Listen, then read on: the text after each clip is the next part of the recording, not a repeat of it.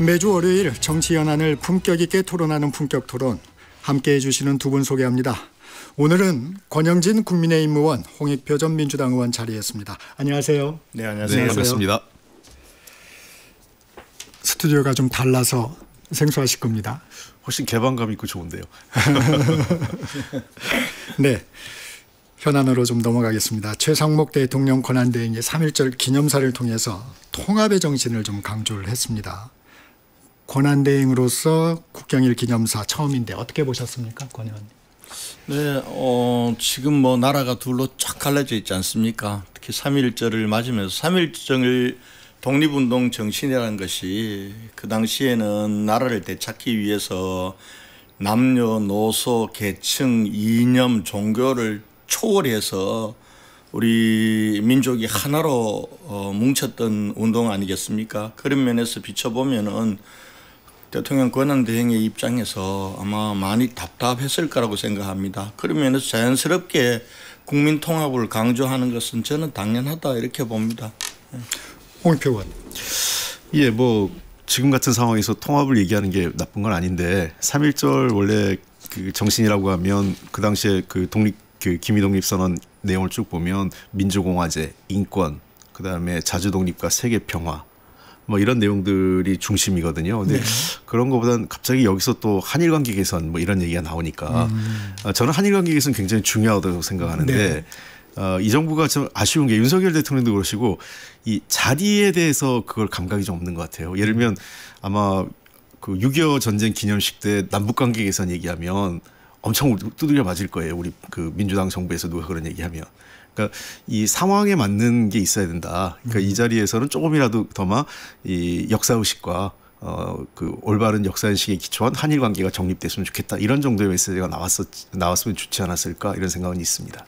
권 의원님 혹시 이 부분에 대해서 좀 부연할 수 있는 말씀이 있을까요? 관용과 협치를 주장했다고 그걸 이제 끌어들여서 마치 관용과 협치라는 번지르르한 말로 일본을 먼저 챙기고 또 내란 일당을 마치 관용과 협치하자 이런 식으로 끌어다가 비판을 하더라고요. 민주당 대변인이 한 걸 보면서 대통령 권한대행의 취임사까지 그렇게 끌어다가 비판을 하고 조롱하고 내란 대행이라고까지 얘기를 하더라고요. 기념사. 과연 그게 공감대를 얻을 수 있을지. 물론 그런 건 있습니다. 3.1절 기념사에서 일본에 대해서 과거처럼 과거에 대해서 사죄하라든지 뭐 이런 내용이 없었다라는 걸 짚는 건 난 짚을 수 있었다고 봐요. 그런데 이걸 마치 그 권한대행이 관용과 협치를 얘기한 걸 그걸 마치 윤석열 내란 일당과 관용하자는 거냐, 일본을 먼저 챙기는 걸 보니 윤석열 내란 수계 못지 않다. 이런 식으로 대통령 권한대행을 폄하해 버리면은 이거는 사실은 뭐 민주당에게도 별로 안 좋을 거예요. 네. 최상목 권한대행 마은혁 헌법재판관 후보자 임명을 놓고 지금 압박을 많이 받고 있습니다. 여야의 입장도 많이 다른데 홍 의원님 좀 이 부분은 어떻게 생각하세요? 예, 일단은 권한대행의 3.1절 기념사에 대해서 뭐 야당에서 좀 과한 비판 아니냐 권영진 말씀 저도 공감을 합니다. 왜 그러냐면 뭐 가급적 이런 3.1절 기념사 갖고 너무 날선 정치적 공방에 오는 건 좋지 않은데 이게 이제 원인 제공이 뭐냐 하고 하면 결국 이제 마은혁 재판관 문제와 관련돼서 이게 논란이 시작됐다고 봅니다. 물론 100번 양보해서 마은혁 재판관 임명 과정에 대해서 최상목 권한대행이 이것은 뭐 자신의 재량권의 범위에 속한다고 해서 임명을 하지 않았는데 일단 헌법재판소에서 이것은 국회의 권한 침해라고 8대0으로 사실 만장일치로 인정을 한 거 아니겠어요. 그렇다면 이제는 마은혁 재판관 문제는 받아들여야 된다고 생각을 해요. 왜냐하면 우리 헌법재판소의 모든 결정은 중앙정부나 지방정부 그리고 공공기관, 그러니까 우리 헌법과 관련된 모든 기관들은 거기에 기속되게 돼 있습니다. 기속된다는 얘기는 따르란 얘기거든요. 그러니까 이것을 따르지 않았을 때는 중대한 문제가 생기는 거죠. 그래서 이것은 그 최상목 권한대행의 재량권을 훨씬 넘어서는 일이다.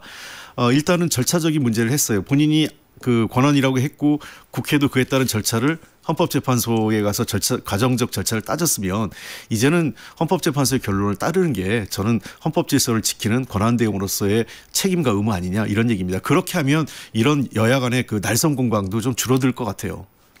권 의원님, 이게 임명을 안 하겠다는 건 아니죠. 그렇죠. 이 임명의 시기가 지금 국민의힘에서는 좀 문제가 되는 거죠. 그렇죠. 우선은 임명의 시기가 가장 문제가 된다고 보고요. 저는 뭐 헌재에서 사실은 왜 저렇게 이 급하게 40여 권한쟁의 심판 청구부터 했어야 되는지 그게 헌재의 불공정성에 대한 의심을 키우는 거다. 우선 그렇게 봐요. 그러니까 국회의장이 국회의 동의 없이 권한쟁의 심판 청구한 거 저는 명백한 절차적 흠결이라고 보거든요.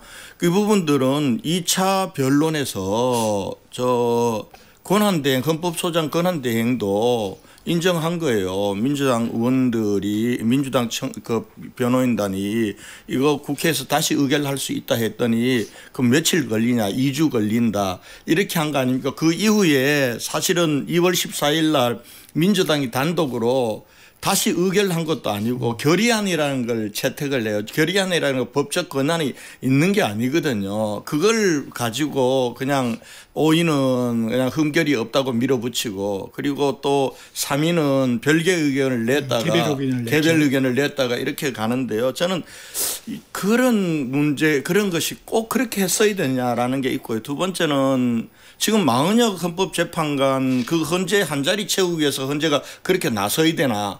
나라와 국민들을 생각하면 한덕수 총리의 탄핵 심판부터 빨리 하는 게 저는 맞다고 보는 겁니다. 그리고 설사 헌재의 그 판결을 인정한다 하더라도 저는 최상무 권한대행이 과연 이 40여 헌법재판관을 임용해야 되느냐. 임용할 필요 없다고 봅니다. 왜냐하면은 민주당 측 청구인, 국회 측 청구인, 그러니까 민주당이 세 가지를 요구합니다. 그러니까 국회의 권한을 침해한 거냐 아니냐 이거는 인용이 됐어요. 그러나 40여 헌법재판관의 헌법재판관으로서 지위를 인정해 줄 수 있는지와 그리고 최상목 권한대행이 이 부분들을 빨리 임명하도록 해 줄 수 있느냐 이거는 각하를 시켰어요. 그 얘기는 뭐냐 하면은 헌법재판소도 40여 헌법재판관을 임명하기는 해야 되지만은 헌재가 지금 당장 임명하라고 하거나 아니면은 40여 개 헌법재판관의 지위를 인정해 줄 수는 없다는 거거든요. 그 헌법재판소 스스로도 민주당이 요구하는 것처럼 지금 당장 하지 않으면은 무슨 뭐 내란 대행이고 이건 아니다라는 거거든요. 그다음 두 번째는 지금 이미 윤석열 대통령에 대한 이 탄핵 심판은 마지막 선거를 앞두고 있어요. 선거를 앞두고 있는 이런 상황에서 40여 이 헌법재판관은 들어가면은 그거는 인용으로 표결을 할 거라는 건 누구나 세상이 다 아는 거예요.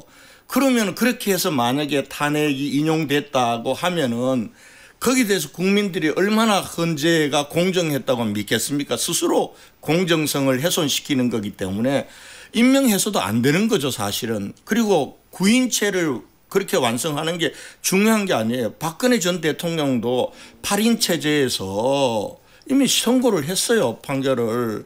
그런데 이 40여은 왜 이렇게 급하게 졸속적으로 이렇게 불공정이라는 의심을 받아가면서 해야 되냐. 저는 최상목 대행이 이렇게 빨리 서둘러서 그러니까 탄핵 심판 선고 전에 임명할 필요 없고 해서도 안 된다라고 생각합니다. 의원님 이 부분은 조금 반론을 해 주셔야 될 것 같은데. 오늘 길게 말씀하셔가지고. 우선 헌법재판소의 결정을 하나하나 보시죠. 그러니까 뭐냐면 각하시킨 부분 말씀하셨어요. 일단 이제 인용된 것은 8대5로 인용된 것은 이게 국회 권한을 침해한 게 맞다. 즉 임명해야 된다 이런 거죠.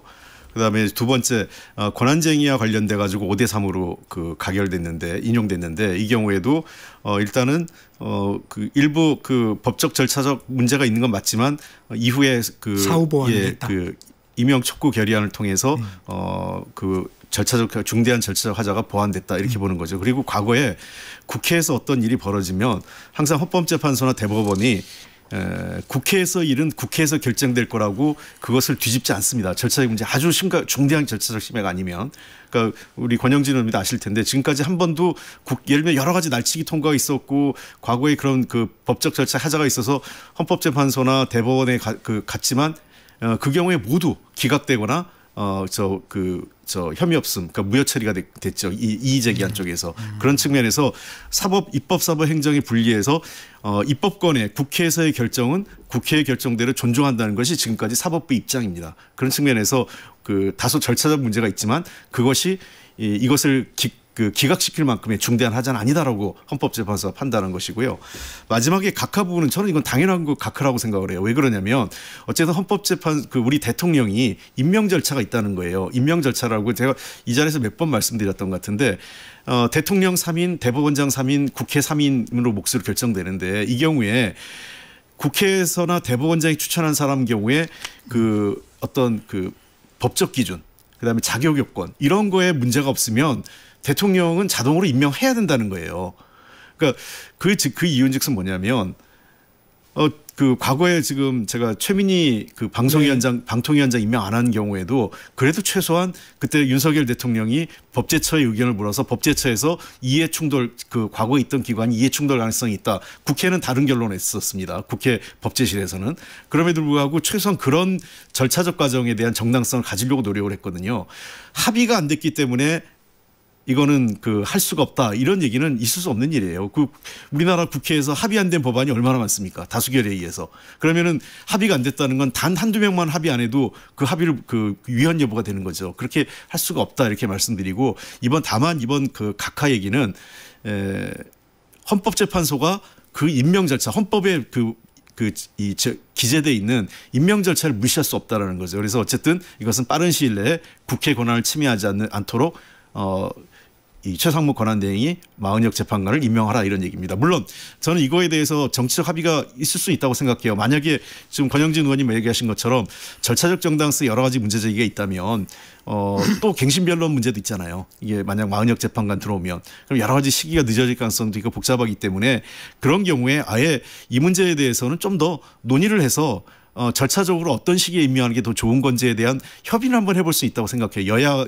국회와 어떤 권한대행 측과 그다음에 헌법재판소와 그런 문제들에서 좀 더 정치력을 발휘할 필요가 있는데 그렇지 못한 부분에 대해서는 좀 아쉽다는 생각도 저도 갖고 있습니다. 그런데 홍 의원님 이 헌법재판소가 이 탄핵 심판 과정에서 여러 번 이제 공정성, 편향성 시비에 좀 휘말렸잖아요.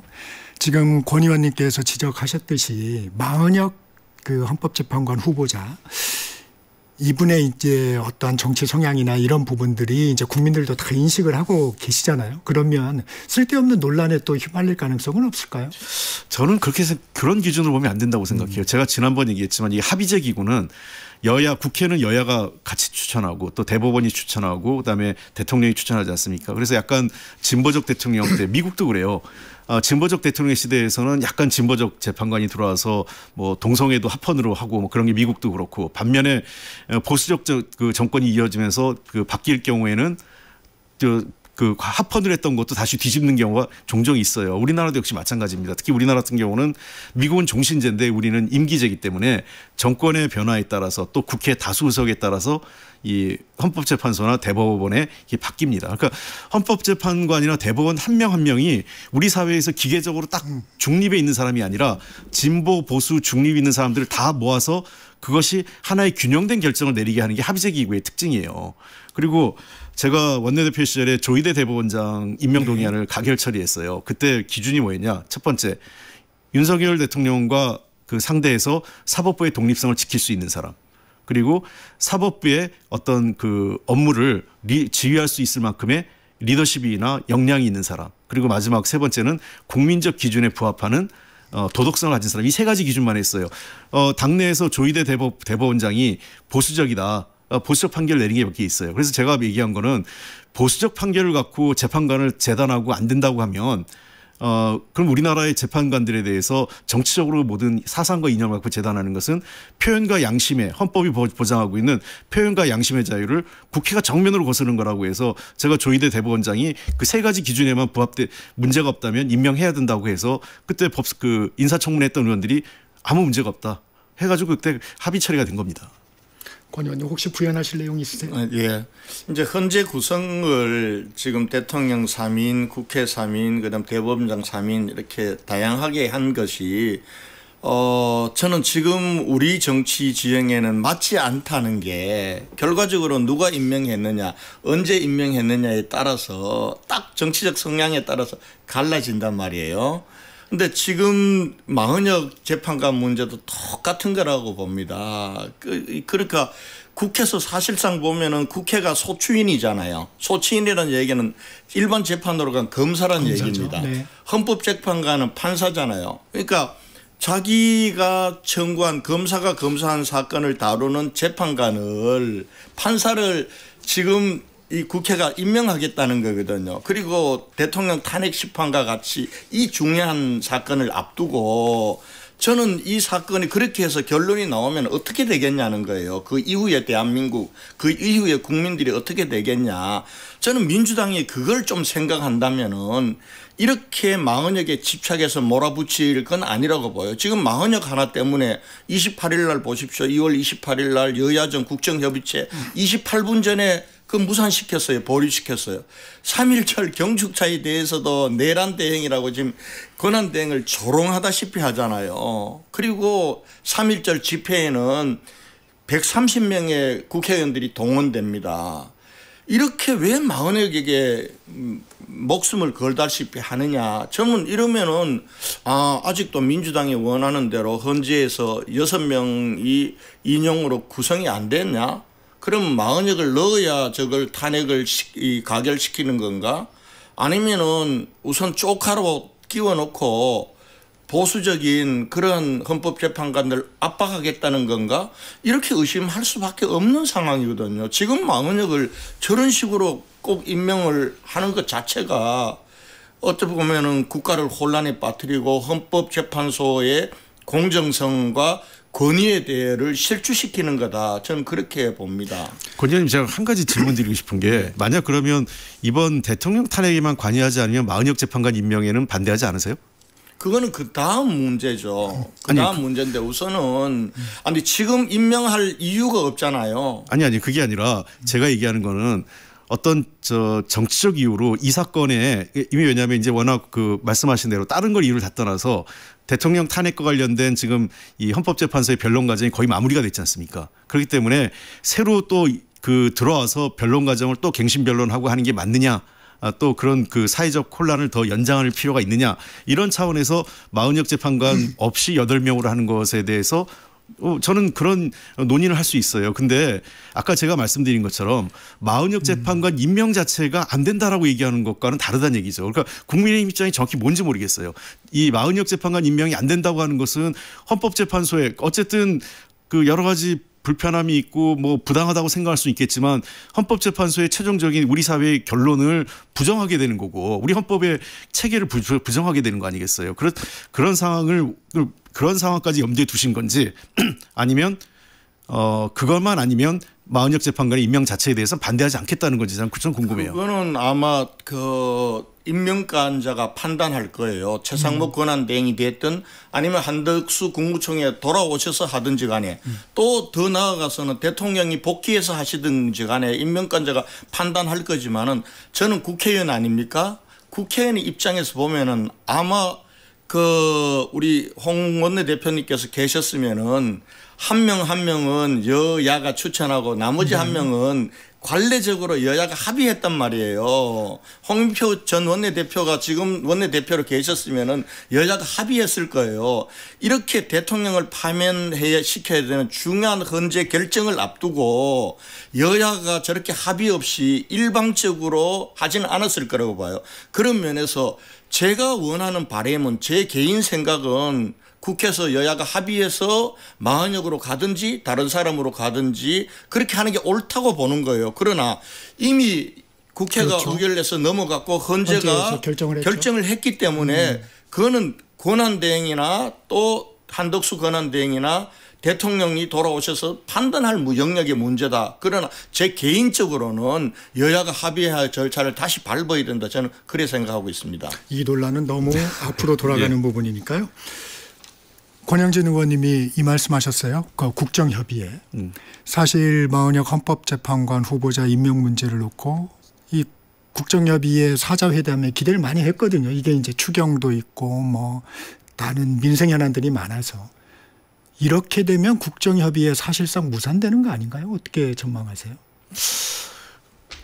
조금 우려가 되죠. 좀 어려워진 상황인 것 우려가 같습니다. 되는 게 특히나 제가 오늘 오전에 그 다른 방송에서 그 박성준 우리 당 그 네. 수석부 대표가 또 인터뷰하는 것도 좀 들었는데 네.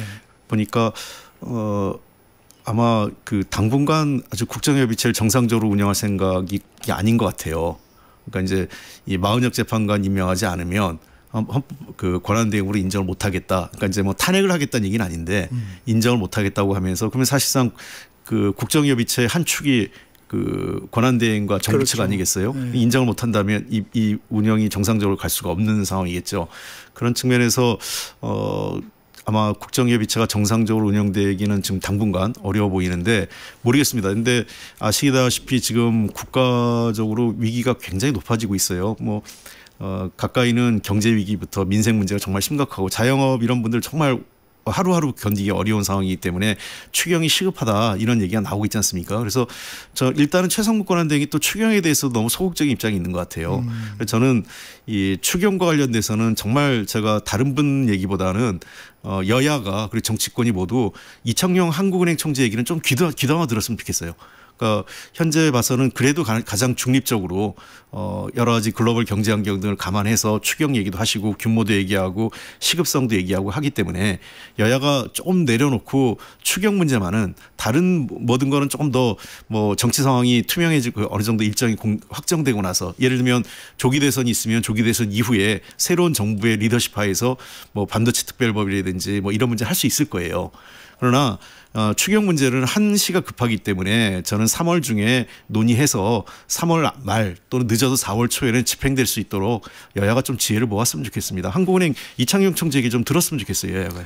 권 의원님, 아까 초반에도 좀 의제를 말씀해 주셨는데 이게 이제 윤 대통령 탄핵 심판이 인용이 되면 조기 대선 체제로 갈 거고 그러면 국정협의회가 사실상 유명무실해질 거고 기각이 되면 돌아오시면 이게 또 국정협의회가 의미가 없지 않습니까? 그러면 사실상 국정협의체 이 사자회담은 이제 물 건너갔다고 볼 수 있는 건가요? 저는 계속 돼야 된다고 봅니다. 네. 왜냐하면 지금 너무 어려운 상황이거든요. 저는 홍영표 우리 전 원내대표님 말씀처럼 저는 우리 국민의힘은 사실상 추경 자체를 반대하는 건 아니에요. 얼마 전에 민주당이 그렇게 자기들이 일방적으로 다 삭감시켜 놓고 돌아서서 추경한다면은 국민들에게 최소한의 기본 예의는 표하고 가자 이런 입장인데 뭐 이제는 그거 안 해도 좋아요.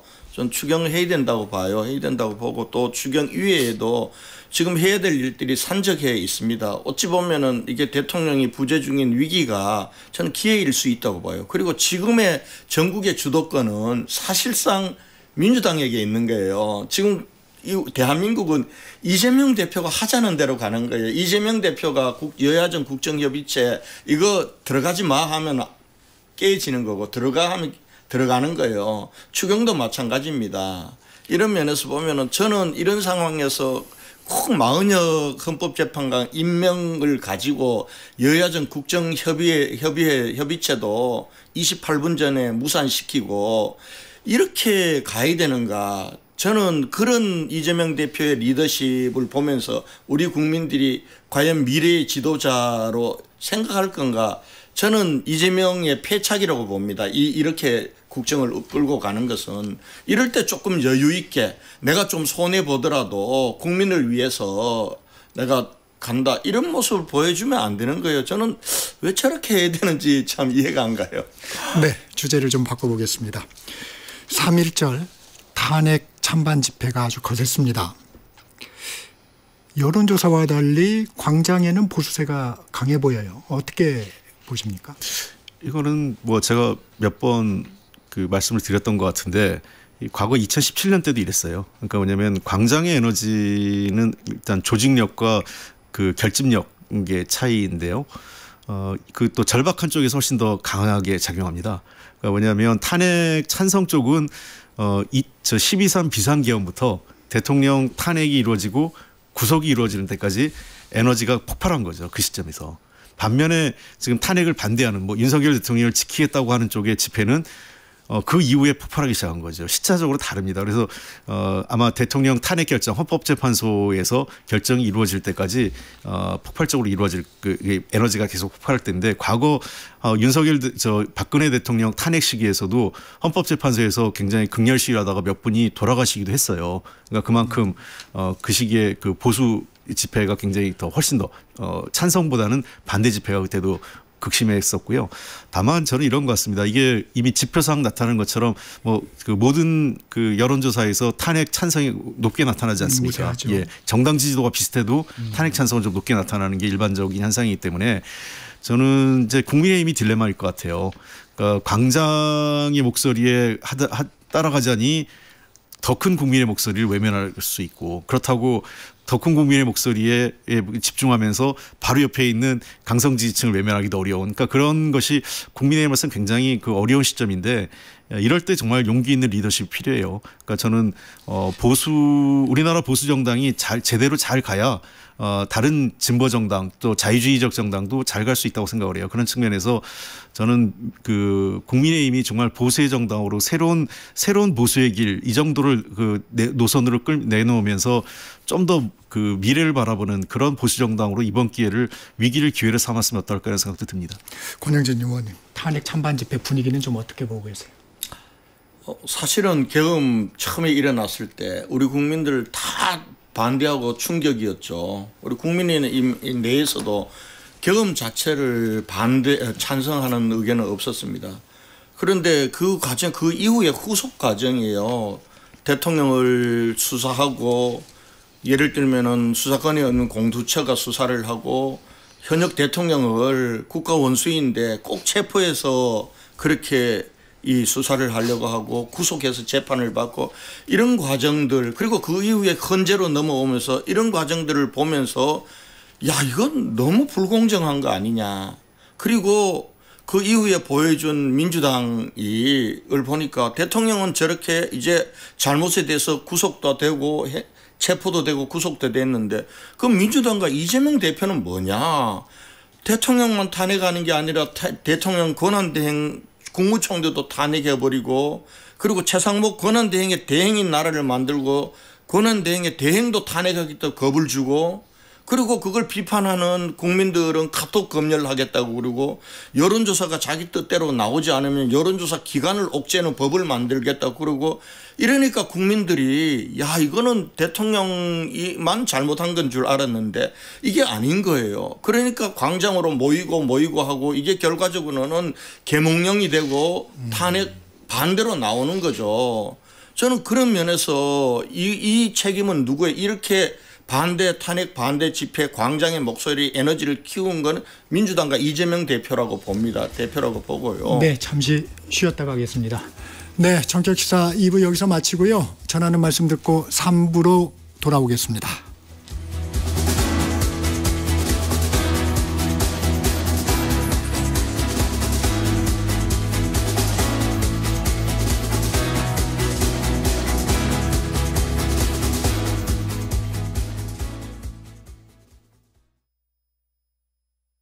잠시 후 8시 반부터 일부 지역국에서는 해당 지역 방송을 보내드립니다.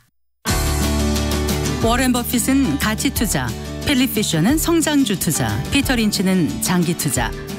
방법은 달라도 목표는 하나. 성기영의 경제쇼가 성공의 길로 안내합니다. 깊이 있게, 명쾌하게, 지금 이 시대 경제에 관한 모든 것을 알려드립니다.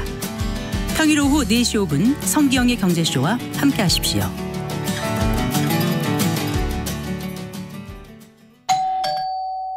편지 왔습니다. 퇴근길 지친 당신에게 힘이 되는 뉴스를 전해드립니다. 매일 저녁 5시 5분 당신과 함께 읽는 세상 이야기 KBS 1라디오 뉴스레터 K. 지금 시각은 8시 30분입니다. KBS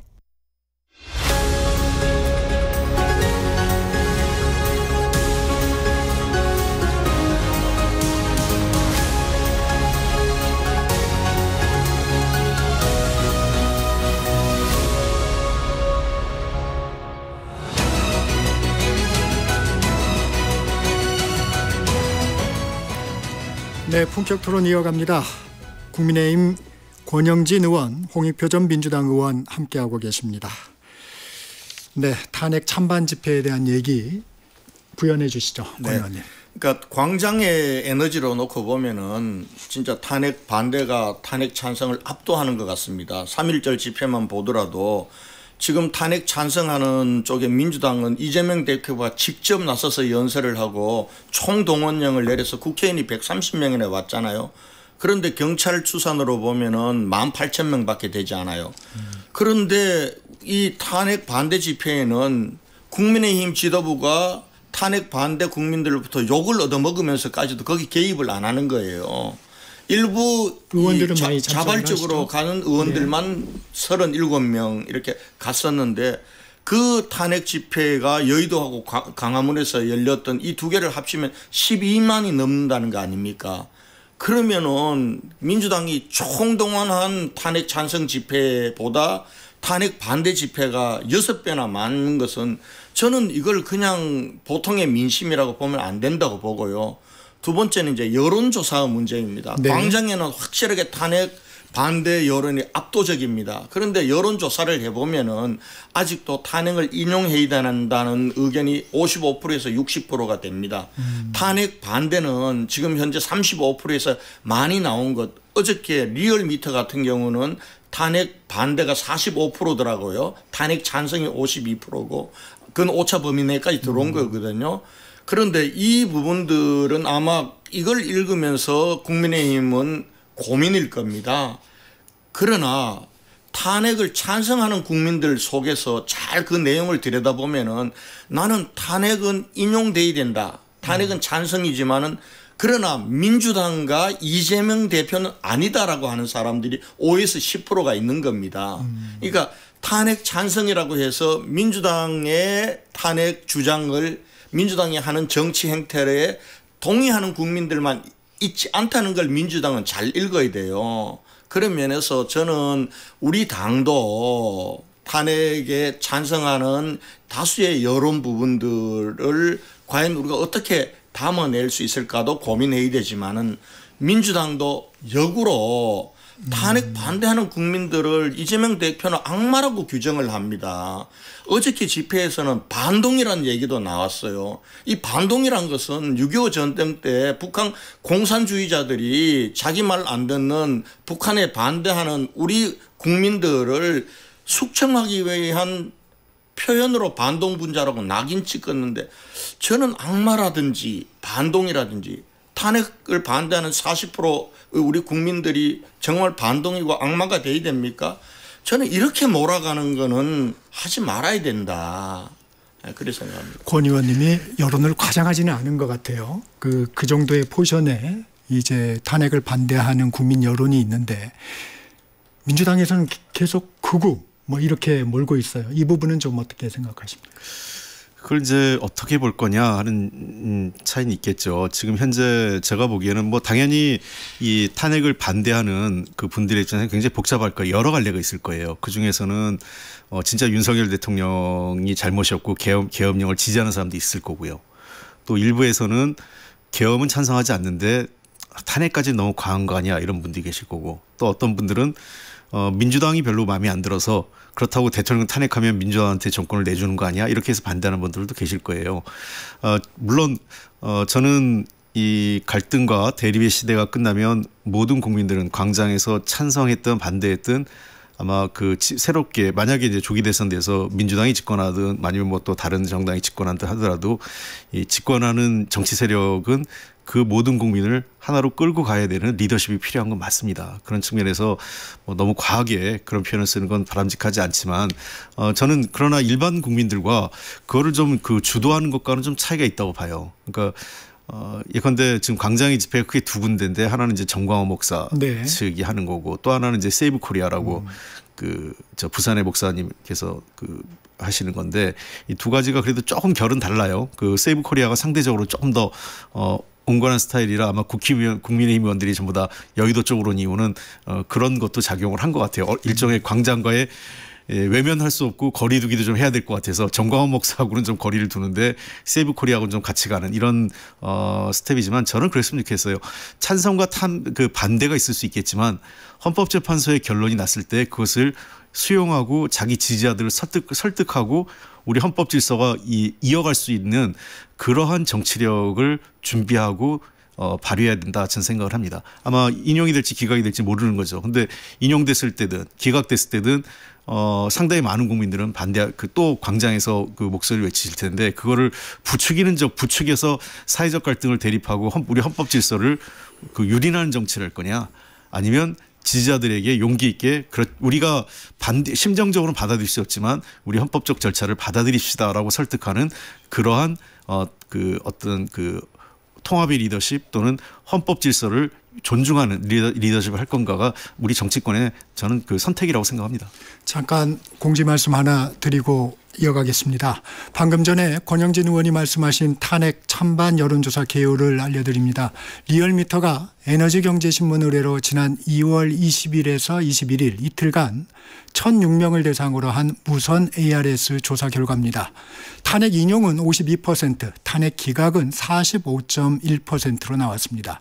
자세한 내용은 중앙선거여론조사 심의위원회 홈페이지를 참조하시면 됩니다. 권 의원님, 이 같은 여론 지형 속에서 그러면 헌법재판소가 만장일치 결론을 낼 수 있을까요? 만장일치 결론 내기 쉽지 않다고 봐야죠. 지금 현재 망은혁 재판관을 무리해서라도 계속 지금 임명하고 또 경우에 따라서는 선거에 참여시키고자 하는 의도가 보이잖아요. 그거는 결과적으로는 지금 8인 체제 하에서 6명을 못 모았거나 아니면 못 모을 것이 우려되기 때문에 조카 형태로 망은혁 헌법재판관을 임명시켜 놓고 보자라는 거 아니겠습니까? 그렇지 않으면은 이렇게 무리해서 망은혁 헌법재판관 임명을 할 필요가 없는 거죠. 없는 건데, 그러나 과거에 박근혜 전 대통령 예를 보면은 저는 인용이 되면은 만장일치가 될 가능성이 높다고 보고요. 저는 오히려 이 부분들은 각하되거나 될 가능성이 있다고 봅니다. 각하되거나 각하되는 것이 옳다. 저는 그렇게 보고 있습니다. 만장일치 부분에 대해서는 어떤 의견이세요? 글쎄요, 그 헌법재판소의 결정을 미리 예단해서 말씀드린 것은 뭐 예의가 아닌 것 같고요. 다만 이제 이런 것 같아요. 과거에 나중에 이제 그 확인된 사실이죠. 박근혜 대통령 때 이 탄핵이 인용될 때 만장일치로 갔던 것은 반대하신 분이 한 분 있었다고 확인됐지 않습니까? 근데 그럼에도 불구하고 만장일치로 한 거는 탄핵이라는 것은 국가적으로 대통령 탄핵이 얼마나 큰 일입니까? 국민이 선출한 대통령을 헌법재판소의 판단으로 탄핵시키는 거기 때문에 그 경우에 국론 분열을 우려해서 헌법재판관들이 가급적 뜻을 같이 모으자. 우리가 그게 할 수 있는 책임 있는 자세인 것 같다 이런 얘기를 한 것 같아요. 그런 측면에서 모르겠습니다. 이번에도 그런 똑같은 결론이 날지 모르겠는데 헌법재판관들 입장에서는 여러 가지 가능성 경우의 수로 고민을 할 거예요. 그러니까 그 탄핵이 기각됐을 경우에 어떤 일이 벌어질지 뭐 우려하는 것처럼 과연 윤석열 대통령이 돌아와서 정상적인 대통령으로서 업무를 수행할 수 있을까? 리더십을 발휘할 수 있을까?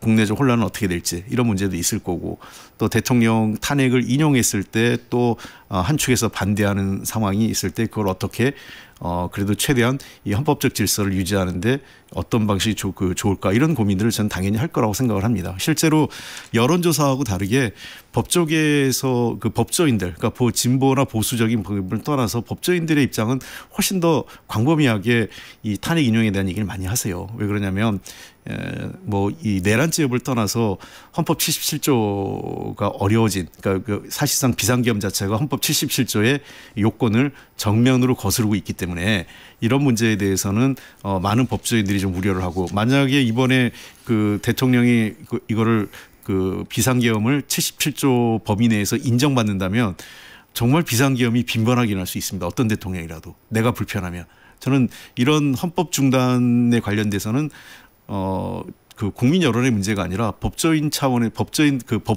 어떤 헌법적 측면에서 저는 상당히 엄한 그 결론이 나지 않을까 예상을 합니다. 이거 제가 조금만 그러니까 물론 뭐 인용 날 수도 있는데 이 인용의 이유가 지금 홍익표 전 의원님 말씀하셨듯이 앞으로 이렇게 되면 계속 비상계엄이 또 계속 반복되는 거 아닐 우려 그것이 판단의 하나의 요인이라고 말씀하셨는데 사실은 이런 야당도 없는 거죠. 지금 앞으로 이런 야당이 대한민국 헌장사에 다시 나오겠습니까? 이런 야당 대표가 나오겠냐고요.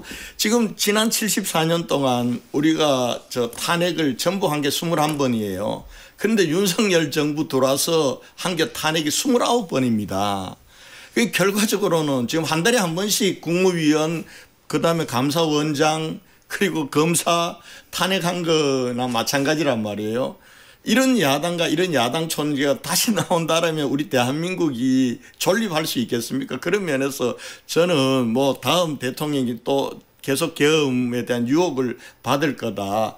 대통령을 받지 말아야 되죠. 그러나 이런 야당과 야당 대표도 안 나올 겁니다. 그런 면에서 그건 기우다 저는 그렇게 생각합니다. 네. 이 얘기도 여쭤보겠습니다. 윤석열 대통령 지난주죠. 최후 진술에서 임기 단축 개헌 그다음에 책임 총리제를 좀 시사했어요. 이 부분은 좀 어떻게 보십니까? 저는 뭐 지금 대한민국이 위기잖아요. 이 위기를 저는 기회로 만들어 내려면은 그냥 이걸 다시 대통령을 탄핵시켜서 또 조기 대선을 열고 또 아무렇게 없었다는 듯이 다시 5년 단임제로 계속 가는 거는 저는 대한민국의 불행이라고 생각합니다. 87년 헌법체제가 장기 집권을 막고 민주적 정권 교체를 이루는 데는 저는 의미가 있는 거였다고 봅니다. 그러나 지금 8분의 대통령 중에 3분이 탄핵 소추를 받았습니다. 4분이 지금 감옥을 갔습니다. 한 분의 대통령은 불행한 죽음을 맞았습니다. 이걸 과연 개인의 문제로 치부할 수 있을까요? 저는 5년 단임 대통령제의 근본적인 한계가 드러났다. 그리고 이미 87년 체제로부터 지금까지는 40년이 흘렀습니다. 1인당 GDP가 20배나 늘어났습니다. 그 사이에 국민의 기본권 부분들도 너무나 다양한 기본권 요구가 있습니다. 개헌해야 되죠. 저는 지금 개헌하지 않고 아무 일 없었다는 것처럼 다시 대선으로 가서 누가 5년 대통령이 되면 그분이 임기 초반에는 블랙홀이라서 못한다 그럴 거고 임기 말로 가면은 다음 대통령 대권 주자가 나오기 때문에 또 헌법 개헌 못한다 그럴 거고 이 개헌의 당위성에 비해서 정치적 이유 때문에 개헌을 못하고 넘어갔던 이 역사를 반복하지 말아야 된다. 저는 그런 면에서 가장 좋은 방식은 대통령이 돌아오셔서 개헌을 하고 그리고 대통령은 저는 임기 단축해야 된다고 봐. 가능하면은 1년 안에 개헌 마무리하고 내년 지방선거와 그리고 대통령 선거를 같이 해서 이제는 새로운 대한민국으로 나가야죠. 저는 그 부분들을 대통령께서 마지막 최종 진술에서 하셨다고 보고요. 그거는 있는 그대로 우리 정치권이 받아들여서 그걸 한번 다시 우리 현지 정치 과정에서 녹아내야 된다. 저는 그렇게 생각합니다. 의원님 이게 마지막 질문이 될 것 같은데요. 지금 여야를 막론하고 그 대권 잠룡들이 모두 다 개헌을 얘기하고 있습니다. 이재명 대표 한 분을 빼놓고 그리고 임기 단축도 다수가 또 얘기를 하고 있어요. 지금 이런 분위기는 어떻게 보십니까? 뭐 그거야 뭐 이제 뭐 정치인들이 여러 가지 의견을 낼 수 있고 당연히 그 지금 중요한 화두가 그 개헌론이 아니겠습니까? 그런 측면에서 얘기는 할 수 있는데 이런 것 같아요. 저는 아까 권 의원님 말씀하셨지만 윤석열 대통령은 헌법 77조를 정면으로 거스렸는데 이분이 다시 복귀해서 개헌을 하겠다. 이건 저는 있을 수 없는 일이다. 아무리 그래도 이건 용납할 수 없다 이렇게 보고요. 그리고 두 번째 지금 개헌과 관련돼서는 너무 기간이 짧습니다. 지금요. 만약에 조기 대선이 이루어진 경우에는 한 2, 3개월 안에 지금 대선이 치러져야 되는데 차분하게 개헌 논의할 수 없거든요. 그래서 저는 각 당이 개헌에 대한 안을 대선의 공약에서 내걸고 국민들한테 심판을 받고 가장 빠른 시일 내에 28년 국회의원 총선 때 개헌안을 확정시키는 것을 그 스케줄을 잡으면 될 것 같아요. 그때 임기 단축을 할지 아니면 임기 단축은 그 다른 방식으로 할 건지는 또 그 방법이에요. 왜냐하면 저는 사실은 이재명 대표도 아마 저하고 비슷한 생각일 것 같은데 그 개헌 얘기를 했어요. 이 대표하고 저도. 그래서 28년도 그 국회의원 총선에서 개헌안을 붙이고 그다음에 그 충분히 한 1년 이상 논의 시간이 있지 않습니까? 그러면은 기후환경 변화라든지 국민의 참여, 그 정치적 참여와 관련된 권한을 좀 더 확대한다든지 헌법적 권리를 충분히 사회 경제적 그 권한을 확대하는 그런 개헌안을 포함해서 권력은 4년 중임제 이런 정도로 바꿔서 28년 국회의원 총선에 통과하고 새로운 대통령 선거는 2030년에 지방선거하고 같이 치르면 그다음부터는 국회의원 선거가 4년마다 4년에서 2년 단위죠.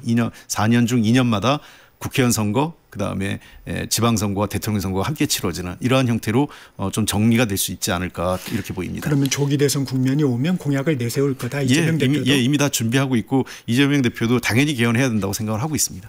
네, 오늘은 여기까지 듣겠습니다. 지금까지 권영진 국민의힘 의원, 홍익표 전 민주당 의원과 함께했습니다. 고맙습니다. 감사합니다. 감사합니다.